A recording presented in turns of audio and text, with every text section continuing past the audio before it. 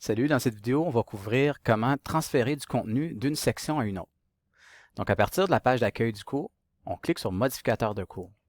D'ici, on va voir tous les outils disponibles dans un cours SCT. Si on descend un peu, on va voir un outil qui s'appelle Importer, exporter ou copier une composante. On clique. En réalité, ici, on veut copier des éléments d'un cours à un autre. Donc, on va garder le premier choix qui est copier des composantes et on va aller cliquer dans quel cours on veut aller chercher. Une note importante ici, c'est on doit partir du cours destination. Donc, on est dans le cours qui va finalement avoir le contenu et on va chercher dans un autre cours qui a déjà le contenu. Donc, d'ici, on clique pour faire la recherche du cours qui contient l'objet que je veux aller chercher. Donc, je vais faire une recherche avec la code du cours. Donc, une fois qu'on a fait la recherche par la code du cours, on sélectionne le cours et on inclut la sélection. Donc là, ici, on voit que le cours a été ajouté à la sélection. Donc, faites très attention ici, on ne clique pas sur le bouton bleu. En moins que réellement, on souhaite faire une copie intégrale du cours, mais la plupart du temps, on veut simplement aller chercher certains éléments d'un autre cours. Une petite note ici par rapport à des copies intégrales. Si c'est ce qu'on souhaite, la recommandation, c'est de supprimer tous les éléments du cours avant de venir faire une copie intégrale.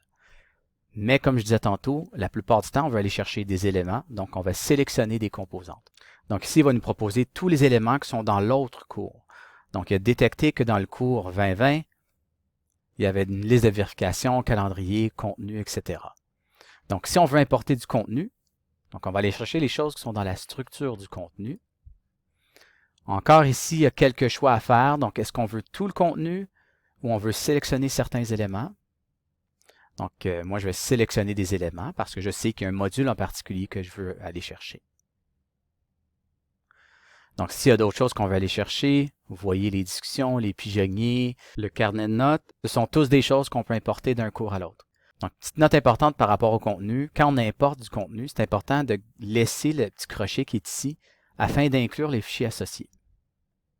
Donc, quand on est prêt, on passe à la prochaine étape en cliquant sur Continuer. De là, il va nous demander quel module je souhaite aller chercher. Donc, je peux cliquer sur le petit plus pour agrandir ici la sélection, encore une fois. Donc là, je peux aller chercher, par exemple, la semaine 1 et je vais continuer. Donc, un petit résumé ici pour me confirmer qu'est-ce qui va être copié. Il est aussi possible de décaler les dates si c'est des objets qui ont des dates d'échéance. Honnêtement, dans mon expérience, ça ne fonctionne pas toujours super bien, mais si vous voulez le tester, allez-y. Et dernièrement, on va terminer. Une fois qu'on termine, le processus de transfert débute. Je vous recommande d'attendre sur cette page jusqu'à temps que ça soit complété. Une fois complété, on peut aller voir le contenu qui a été importé dans le cours. Donc, je vais aller dans mon contenu et vous allez remarquer en bas, j'ai un nouveau module qui s'appelle Thème 1. À l'intérieur, j'ai la semaine 1 qui contient les contenus de l'an passé. Une petite particularité ici par rapport à l'importation, même si j'ai demandé d'importer simplement la semaine 1, tandis que la semaine 1 est hébergée à l'intérieur de Thème 1, il y a aussi importé le module Thème 1. Donc, ça demande un peu de maintenance une fois que c'est importé.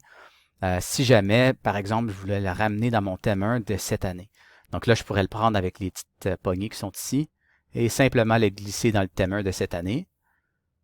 Et par la suite, supprimer le thème 1 qui a été importé, qui n'est plus nécessaire. Donc, je peux supprimer en cliquant ici et ensuite supprimer le module.